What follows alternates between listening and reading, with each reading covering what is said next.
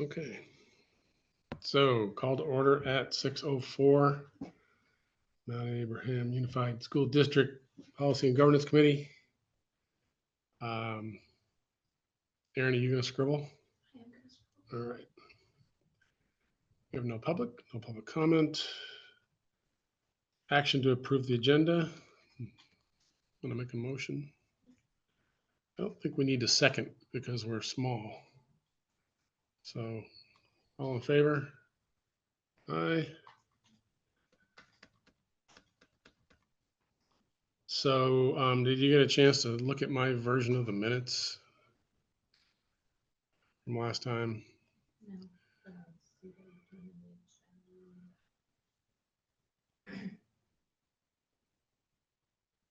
I'll make sure nobody has any issues with them before we move on.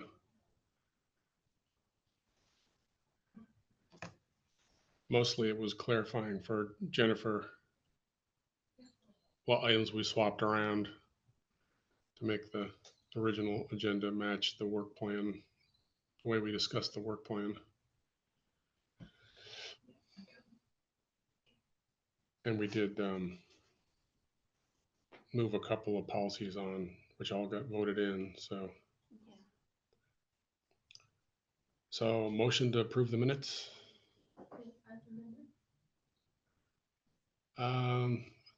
Don't think we amended them. Are you amending them now? Okay. Oh no, you sent Jennifer some notes. Yeah.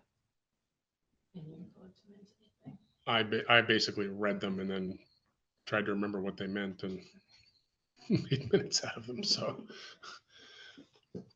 but they shouldn't need amending unless somebody objects to them. So all in favor? Aye. So the first action item beyond the minutes is to review policy 4.8 ownership linkage plan and how it's incorporated into A4 and consider whether we want to make it a standalone policy. And this has to do kind of with how it's currently set up in our policies. If you go to the MAUSD website, and Trina, you might need to sit down with Jennifer about this, but if you go to the MAUSD website and you look up A4,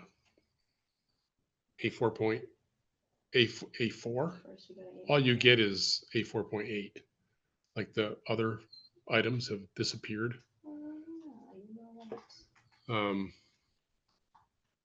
And so I had to sort of go hunting back through the Google Drive to find like the original A4 1, 2, 3, 4. Well, 1, 2, and 3 are standalones, right? Like above 4. So aren't you really looking for 5, 6, and 7? Well, I was trying to find. There is an A4. Yeah, the A4.8 that's on the website includes the language that requires that we come up with an ownership linkage plan. You know, Aaron, that's the one that you were reviewing in the monitoring report that said, "Hey, wait a minute, we don't have one of these." So that A4.8 requires the ownership linkage plan, but it doesn't say what to do with it. Like, are we going to make it part of A4.8 and include the ownership linkage plan under A4.8? Or are we going to have a separate policy that is the actual ownership linkage plan? Because policy area A is really board operations. So under A, you have A1, which is the AMP policy. Yeah. A2 executive limitations, A3 board management delegation, A4 governance process, and A5 board member conflict of interest.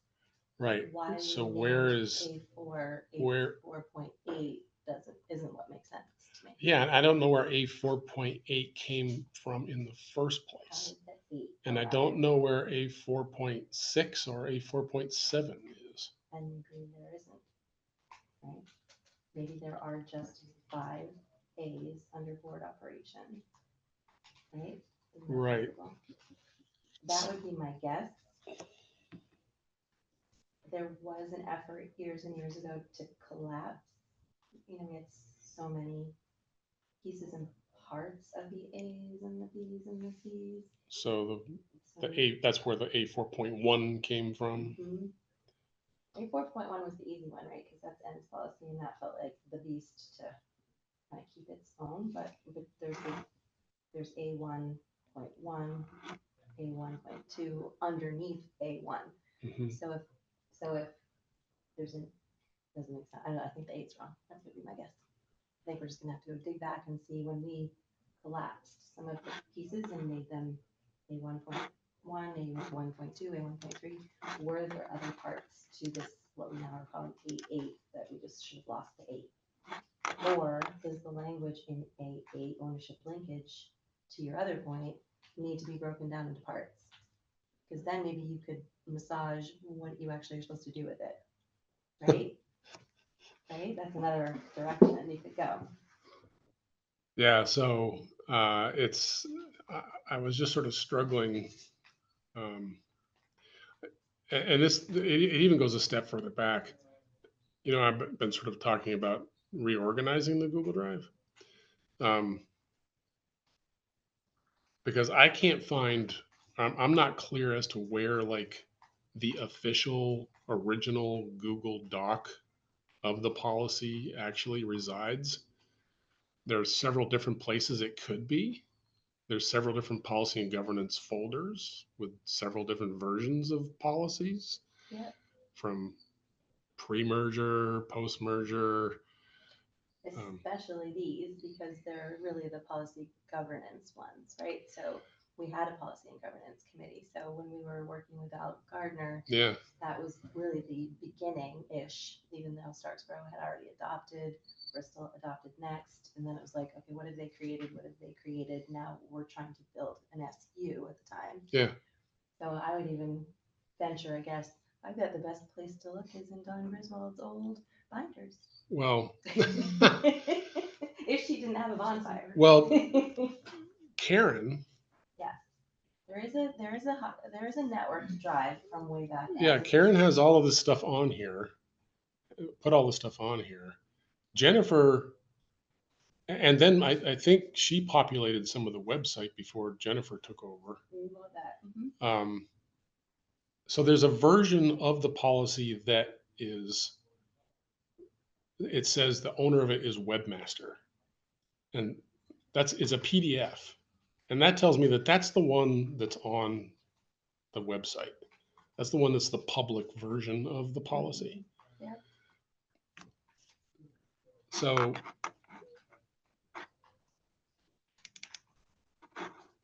to find that,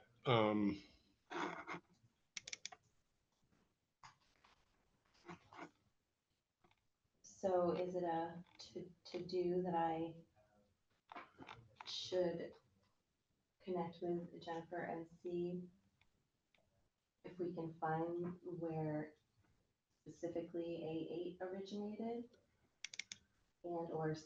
and see if there are some components of it or other parts of A that are missing on our website? I mean, it seems to me it's probably a notes trail of some sort too. well, and I'd love to be able to put this up on a screen. But are you guys on the drive right now, on your own, on the school drive?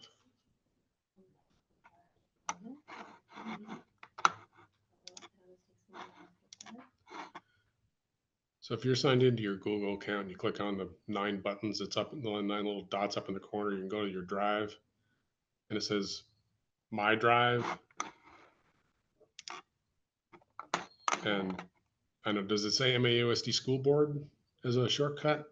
No, I don't have a shortcut. I always think it should be under shared drives. I don't Well, know maybe if it's shared with me. with me. If you go to shared with me. Yeah, that's what I always think it should be, and I never can find it. Yeah, so there's MAUSD school board under shared with me. I don't know if you see that. Oh, what do you? I do. I mean, I got it in two places. I made a shortcut on. What's that? Is it a folder you have? Yeah, it's a folder.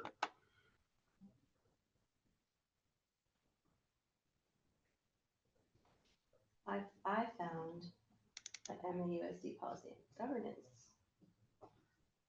folder. Jennifer made one. Yeah, that's all our that's a notes. that's Different. that's just for the committees, for this committee. She made a new one for this committee. There's a folder called MAUSD school board.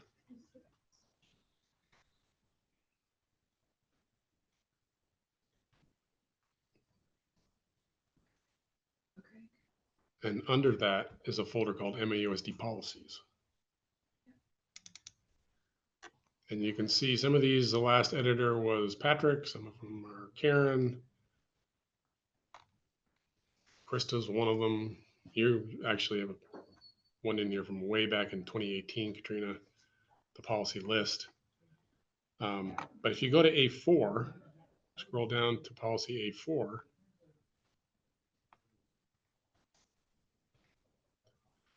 governance process. When I'm talking about A4, I'm talking about the subs of A4, not like A1 is ends, A2 is some Right. board process, whatever. Mhm. A4 is governance process, Yeah, and there's sub parts of A4.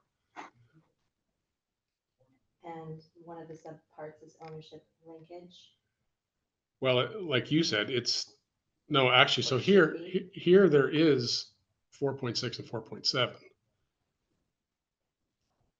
After you get past board members code of conduct, A4.5, Mhm. now you get 4.6 and 4.7. Governance investment, board committee structure. All right. So, but it ends there. At some point, somebody created A4.8, but it's not in this. It's not in this folder of policies.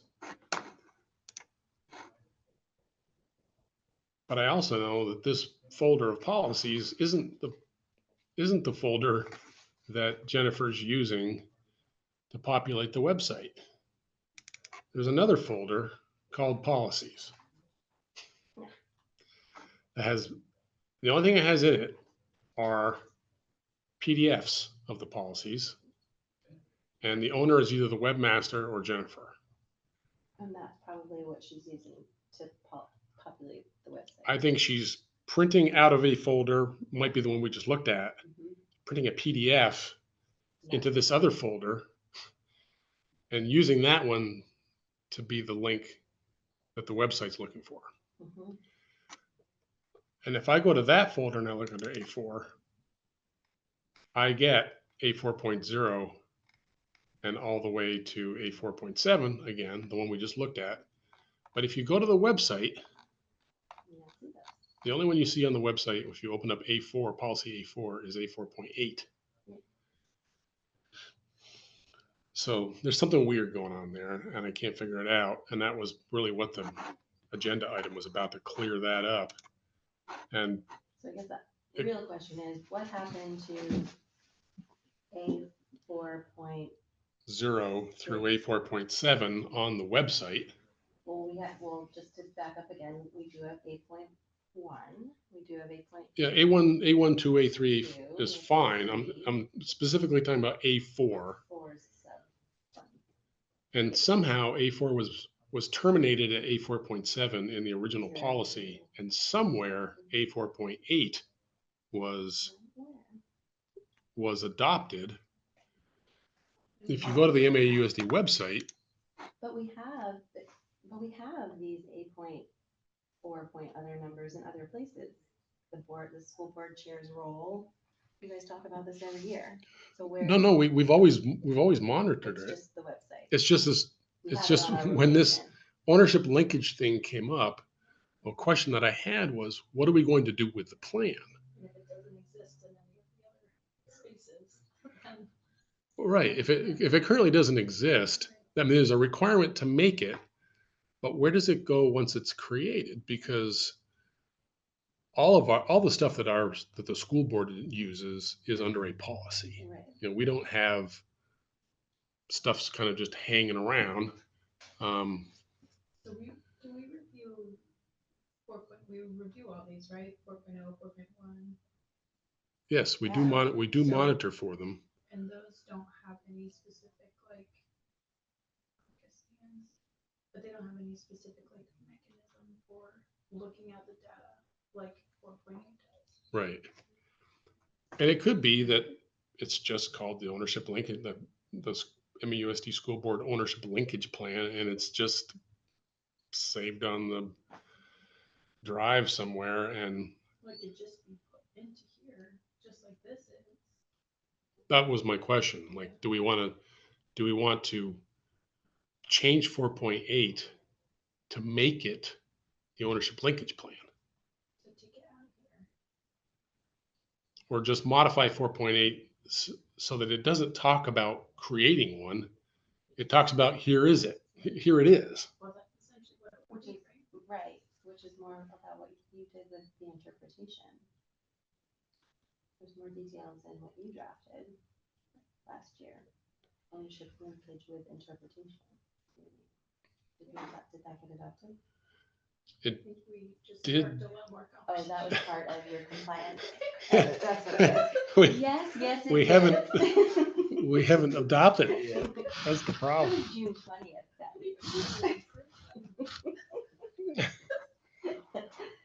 Okay, We then. haven't reviewed it this year. What's that? We So, didn't review 4.8 this year.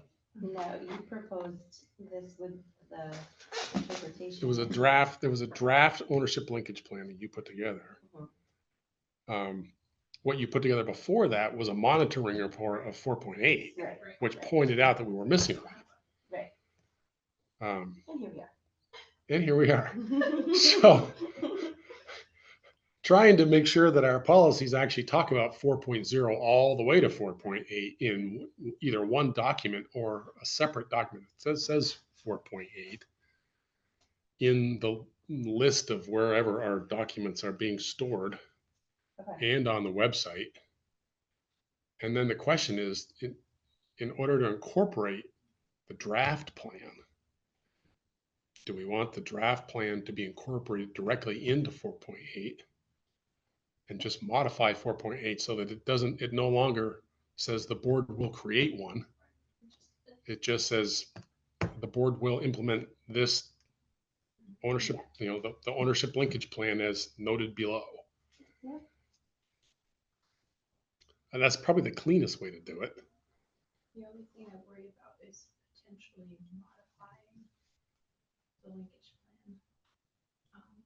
Seems more like a live document, like the way we interact with the community changes. Mm-hmm. So I wonder about that. If we make it its own thing, do we have the flexibility to modify as needed?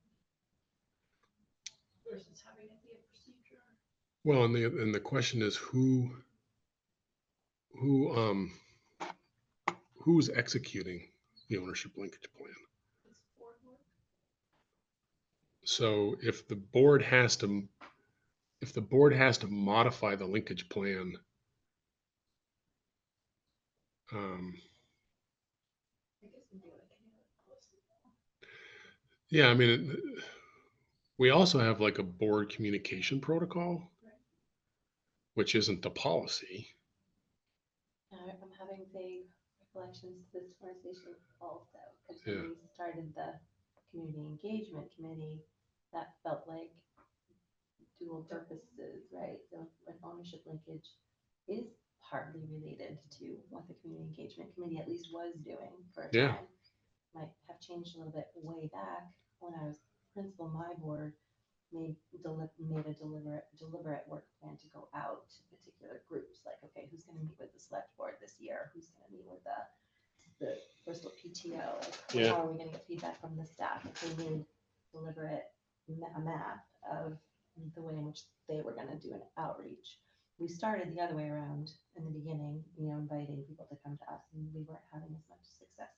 So then we mapped out, well, we already know that this particular group, there was a group called the Bristol Downtown Community Partnership, BDCP, and I sat on that, and so we knew that group met every whatever Monday of the month, and that's how we did it back then. I feel like it's shifted, especially when we have big things to talk about, and Yeah. and we're a district now, to have the community engagement committee take the lead. So I wonder what holes is this, like, could this linkage plan fill that the community engagement committee isn't able to? Should we be working more in collaboration for this purpose? That's sort of why I drafted it the way I did, where we're doing more of like making sure we're responsive to public comment, or things that are more like it comes to us, and how are we being responsive to that versus us going out and doing a lot of the collection work, although it does speak a little bit to that. So I was trying to fill in more of the negative comments we get about how we're not responsive. And Being more open to, right, doing an that open kind of door. work, which is what I think people are looking for, but also somewhere we have a lot of work to do. Um, So in terms of what this committee is trying to do with the thing, really is just trying to find a way to make it official and execute it. We're not really charged with necessarily modifying the plan and making sure that Yeah. that, would be we're, homework. that we're assigning, tasks to people. That's not what we're doing. We're just trying to make sure that it's, however it's being done, that it's getting adopted correctly and then it's getting put in the right place and people can find it. And, So do you think it belongs with the other 4 points, or do you think it belongs on? well, I'm a little bit in a toss up about it myself because as you said, it could be that plan might shift quarterly. It might have updates and might be done differently this way or that way. And, But the A is just in general, the umbrella is board operations, which speaks to board work. I'm just trying to think of other examples of things that we do where we don't incorporate the tool directly into policy. Right. And right now I can think of the communications protocol. That was just something that got written up and it got sent around. Here's our communications protocol, but it's not a policy. Right. It's kind of like, I hate to say procedure because we're using that as a dividing line. Yeah. You could call it A protocol. You could call it protocol. So if we call it a board protocol, that would be handy because we could have a place on the website that specifically had board protocols, which was communications protocol, ownership linkage protocol. I like that.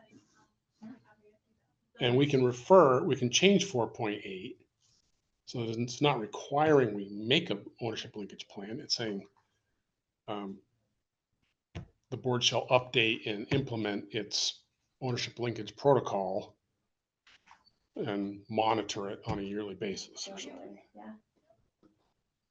That makes sense. So the first thing to do is just make sure we have 4.8 Yeah. along with 0 through 7. 0 through 7, any place where we know we can modify it. Exactly. And then I think, I can do that all right, so the motion is going to be that we're going to propose to the board that the ownership linkage plan be issued as a protocol. And that 4.8 would be modified to reference implementing that protocol and monitoring it.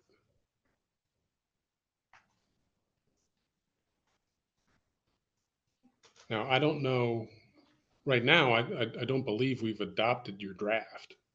No, it doesn't say so.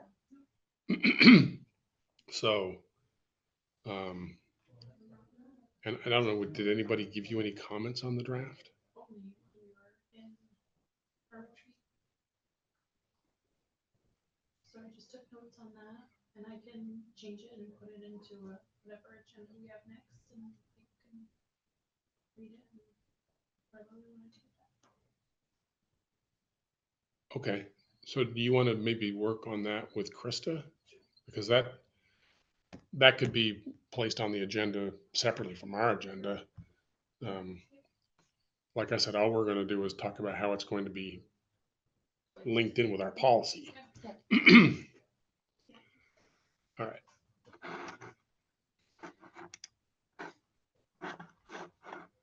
You think that would have been a simple discussion? Good job. It's tough.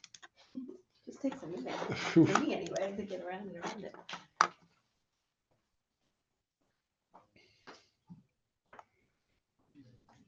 All right. So the next one might be a little simpler. And the first thing I wanted to do was, so I'm proposing that we adopt a policy called the adoption and administration of school board policies. This is VSBA policy A30. It's a recommended policy. It's not mandatory. If we did it, it would seem to make sense to number it following our A series. So that then begs the question as to what are the A series? Right now we have A1, 2, 3, 4, and 5, I believe. And the reason why I was questioning what was going on with 8.4.8 was I wanted to make sure we weren't going to have an A6 before I called it something else. So instead of A7, this would likely be called A6. Does that make sense? I have an A7 here because I thought we might have an A6 with the ownership linkage plan. But if we're going to continue to, if we're just going to make it a protocol and we're going to keep A4.8, then the next, full A number would be A6. And so it would come after A5 board member code of conduct. Are we sure based on the old stuff in here? Because I found a 4.6 called board committee structure. Adopted in 18. Okay, what are we looking at now? I just searched, because I don't think I have. But this wouldn't be a point one, right? This would be a whole, Oh, I see. yeah, this would be. I'm its sorry, own. I'm sorry. So not 4 point something, it would be Just be A. 8.6. Yeah, 4 points. Sorry. I'm talking about A6. A6, not A4. And what was A5 again? A5 is board member code of conduct. And that's another item on the work plan because we have a board member conflict of interest statement in A4.5. And then we have a full A5, which is board member code of conduct, which also talks about conflicts of interest. So they conflict with each other. There's a conflict between the conflict of interest statements. Yeah. That sounded a little familiar too, I'm not gonna lie. Like, we got each So, other occasionally. so one of our future agenda items is to look at both of those and see if we want to scrap one or combine them into two.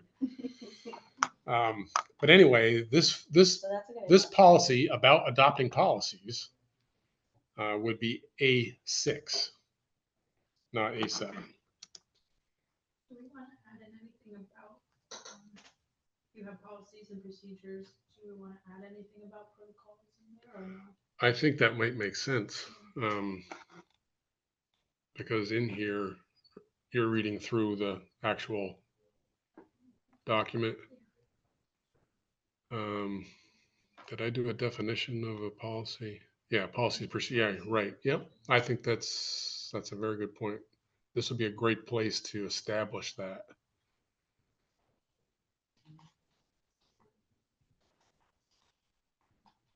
That's something you'll do. Yes, I will add that for the next version. So we won't adopt this right now. We're gonna make it A6. And then I'll add that language in here. And then let's look at it again next time. Yeah. And we can just, if it looks good, we can send something. Right. And I don't know if either of you've had a chance to look at this any more than the 5 minutes we've had here. Probably not. So if there's anything else if you want to read through it,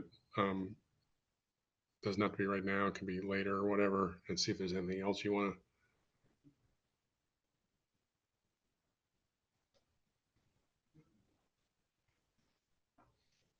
I mean, it looks pretty standard. Well, this is VSBA language. I've just modified it for, obviously, to put our school district into it, and there were a few things I tweaked.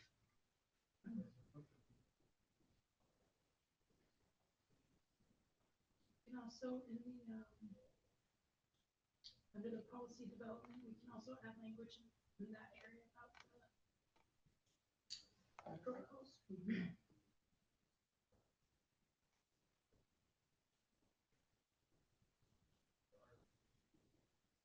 Okay, so we're not, you're not adopting this. You need to bring this to the whole board. That would be our action anyway. Right. Even if we decided we love the way it looked right now, the action would be to move it to the full board. But you want to give it one more. I think we might want to tweak it one more Especially to add time. protocol. Yep, okay. So we want to make it A6. I'm going to change that right now. I'm going to change the title of it to A6 right now. We want to put a definition in here for why isn't that giving me a dot? Need a dot.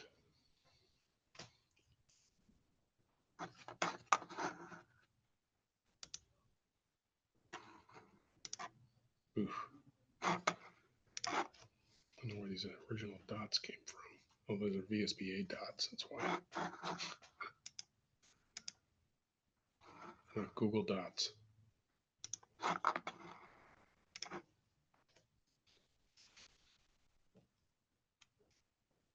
That's because the Google Dots are huge.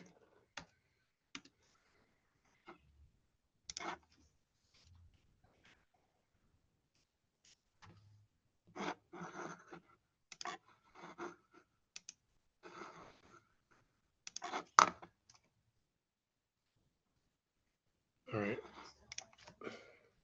Yeah, maybe a couple minutes before because we'll have to call them to order, right? And then go into executive.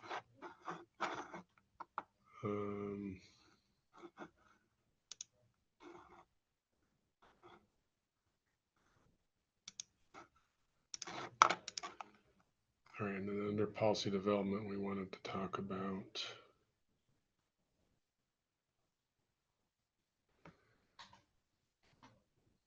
whether or not we need a protocol or not, right? Right.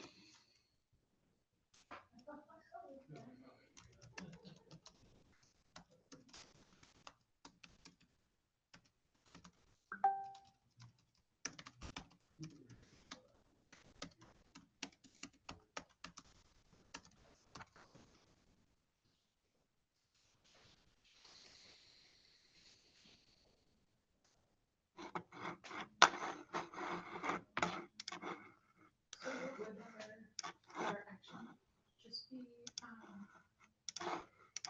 I would say we would just table it for revisions. As revisions as discussed. Make sure it's on the agenda for next time. Yeah. You're making us talk. This is not my usual routine. It's not a bad thing. All right. So the discussion items, since I knew we only had an hour, I just put them on here. And we can talk about them as much time as we have to talk about them. I just asked for access to your notes. Can I see them? What's that? I just asked for access. I can't open your review notes. Oh.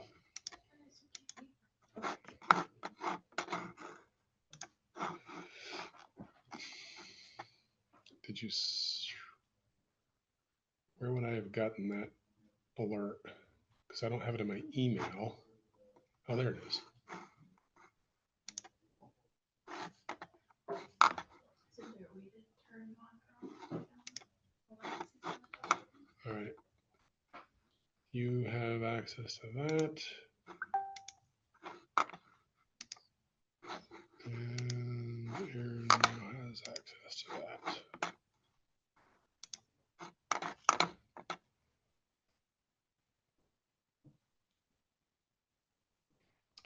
Yeah, I wasn't able to do, I mean, you already had Patrick's feedback sent to you directly from the administrator. Did you see that email? Yeah.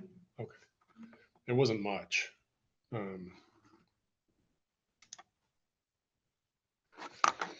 So what I did in this thing, I linked back to Krista's original links page.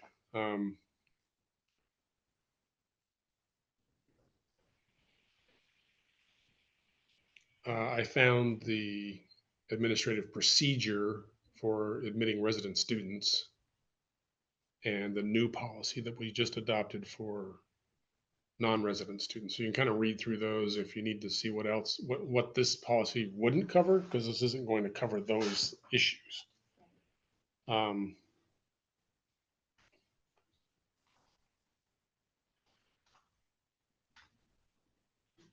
I did note that there's a transportation procedure, and that procedure doesn't currently talk about whether there's a, what happens if you're a choice student or not. So it's just a reminder that if we did adopt school choice, that transportation policy would probably need to say something about it.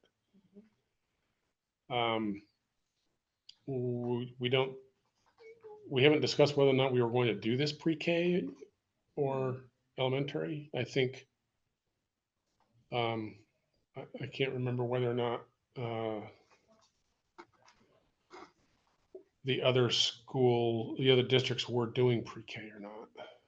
I wouldn't think because so. it's already choice, pre-K is already choice, right? In our towns. Yep. So You can go anywhere you want for universal pre-K. pre-K for your 10 hours. You Yeah, can sit for that part of it, and then if you get into starts for a co-op or any one of them.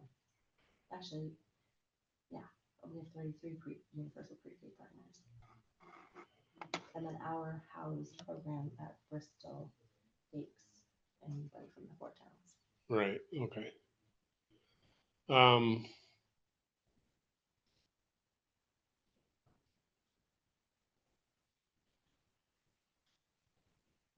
So the first bunch of notes here is really on the staff comments.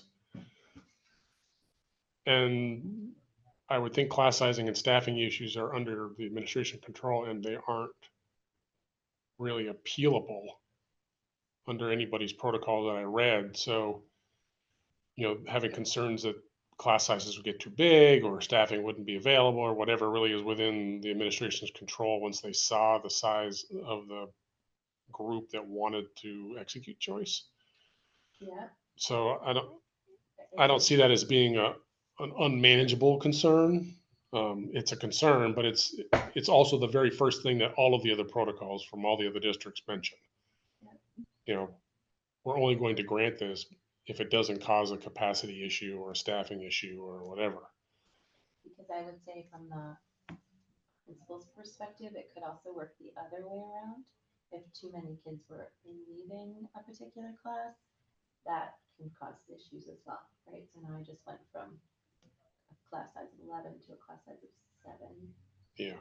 We even have those parameters around at the K2 level. If you have more than, or at least kindergarten with 16 kids, we'll make sure you have a general ed assistant in there for sure. Mm-hmm. Well, if we just let you go to 15, you just lost a resource. Right. Real concern. So it could push them or pull them on both ends. Right. transportation equity, I think, is the issue that I think I've heard, not just through reading this, but other people when the board has discussed school choice in the past. That's always been the toughest nut to crack. Some of these districts have the luxury, I think, and they note it in their policy that if it just so happens that a bus goes by your house that will work, Yeah. then it's okay. You can hop on that bus. But I don't know enough about our bus routes to say whether or not any of that kind of thing actually happens here. You know, is there a bus that actually picks up Bristol kids that really travels so close to Starksboro that it's really right there in Starksboro anyway, or Not very regular. you know, And I only really get to that grain size if I have someone in transitional housing, let's say, who's living with grandparents in Starksboro. I'll look at that with Betcha, and sometimes it could potentially work that way, or more likely it's after I drop off that route, I can circle back real quick because they're close enough that I can get them, but they're not on my route. I see. We've done some interesting things just to get the kids to school, but it's not that pretty. Yeah. Especially now, we have fewer buses than we used to. So I didn't see that necessarily being an opportunity to plug into our picture. I think other districts note that because they have circumstances where that does work, but they only allow it if the circumstance is there. Yeah. I was thinking the other day, what might work is if it was possible for the parent to intercept the school bus route. In other words, instead of having them transport all the way to the school, if it's closer for them to simply drop their kid off at a pre-existing bus stop that's, one road over from where they are now, that could work. Like they'd still be responsible for the first leg, but they wouldn't necessarily be responsible for the whole thing. Yeah, that's where I'm thinking too. There's some bunch of parallels up in there that are like, Feels like that would be a easy enough Betcha question. She'll probably say 10, but at least in general, would you be open to something if we could make it work? yeah, I mean, it would have to be official. You'd have to say, hey, I'm going to drop my kid off at this particular stop. And you can't just leave them there either. So we have to make sure. Right. You have to make sure that that person is there when they drop them off. Yeah. Anyway, that was just one idea I had to maybe soften the blow of the transportation equity issue.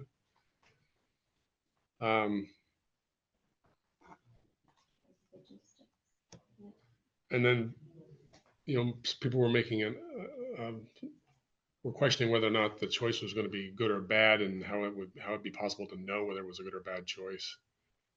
And I was thinking that, we could go through the selection process and pick out the candidates that qualified based upon the protocol or the procedure, and then maybe conduct an interview. Mm-hmm.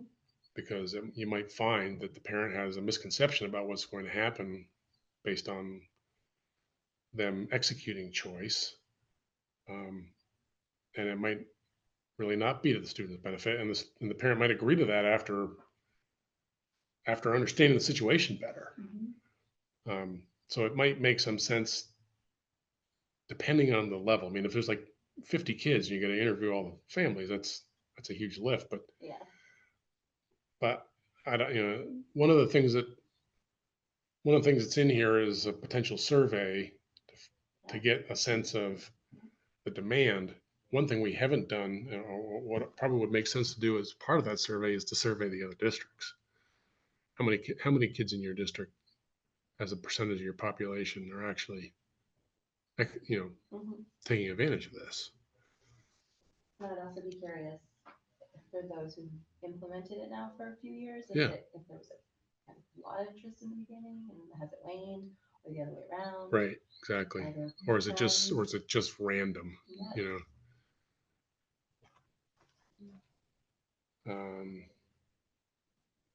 Yeah, and so my last point here was to address the extreme exodus issue. I mean, I think you want to get a sense of what the demand is. And if you got a limit on capacity and staffing and you're using a lottery, well, that's going to put the brakes on a large exodus because you're going to have control over how many seats you're going to put in the lottery.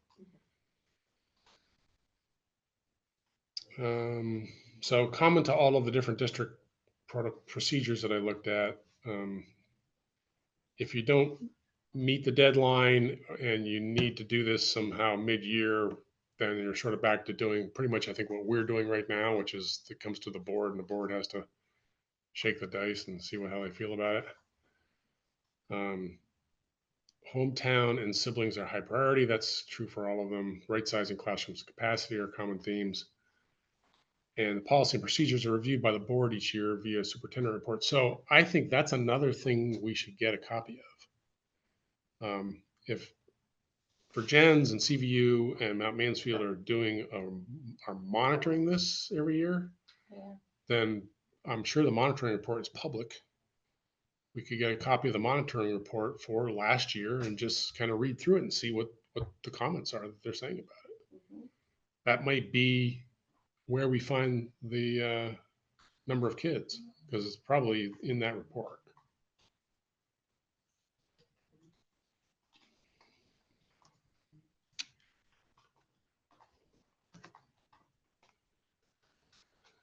So Addison Northwest, although I have it Addison North South.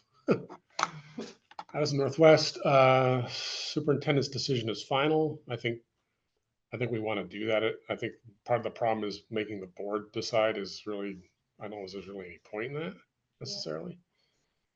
They have a lottery for excess applicants, transport by the guardian, which means parents as well only.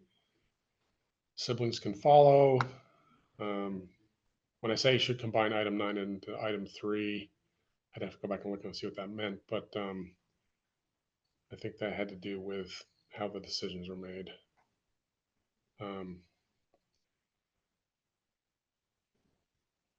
They also have a transfer policy, so they set a policy for transfers. And I'm forgetting what the difference is between a transfer and a choice.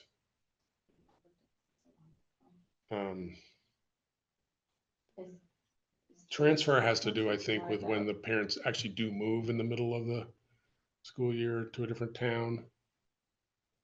Like if you live in Moncton and you move to New Haven in the middle of the school year, I think that's the transfer.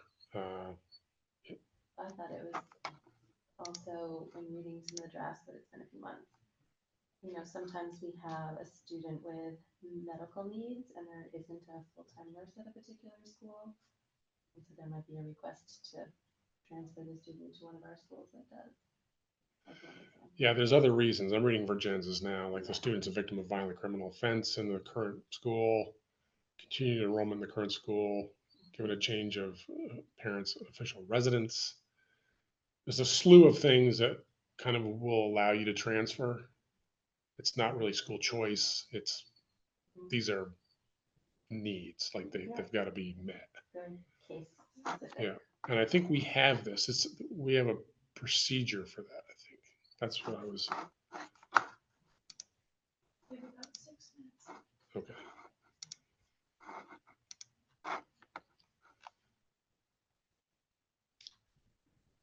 Admission of resident students. That's I was questioning that at the top. Does that cover the transfer issues? And then, although Krista found a link to CVU's version, I found the full version that actually included the administrative procedures that went through it, and that's linked in here. And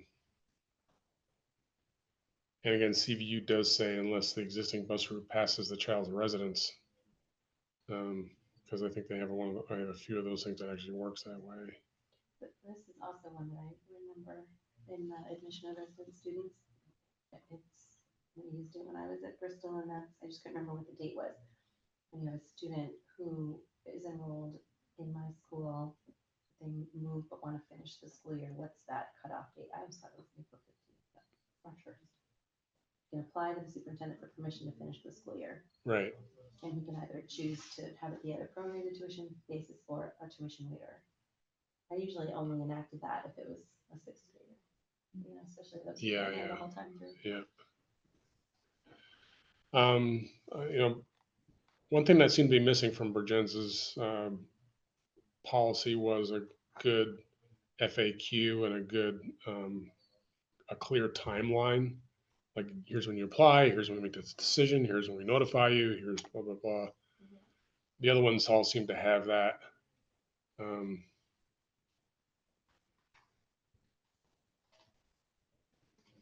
And CVU and Windsor, I think. Well, CVU asked you to provide a reason for applying, which I didn't see on a lot of other applications, what I thought was important. You should give a reason. Yeah, even the questions that are in your notes on the bottom didn't ask that. I almost felt like, ooh. No, I almost- did actually ask it, but I said you could skip it. Oh. So if yes, provide a brief general reason why this would be an advantage to your children. Without disclosing any specific family details, you may choose to leave this response blank just because if people didn't feel comfortable answering it. Um, Oh, you're right. Windsor's the only one that mentions socioeconomic equity as a decision filter. I don't know how you execute that, but it certainly sounds like something we'd want to throw into our policy for consideration. Are you gonna use it as a boost up the line? Yeah, I guess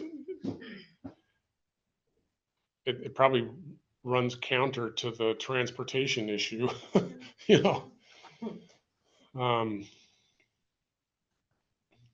Maybe it's not all just socioeconomic.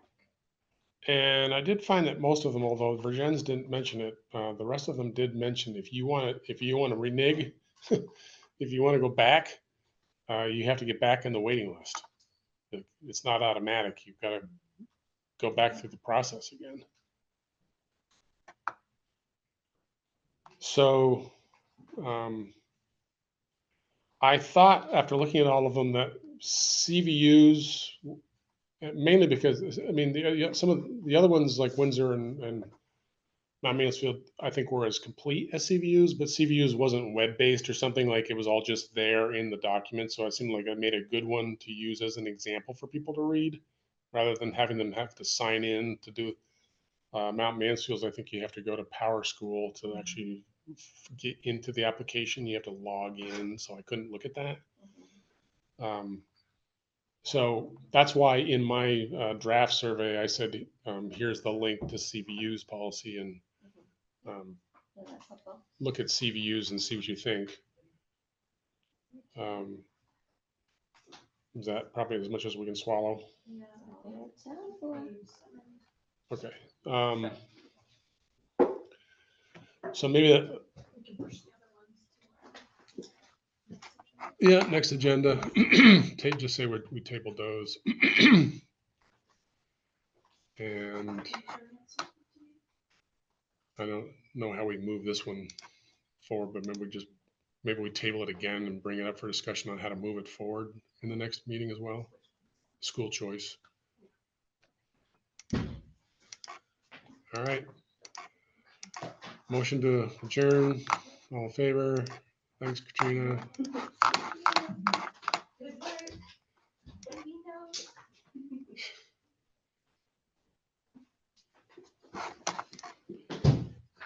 So you're gonna ask Jennifer if she can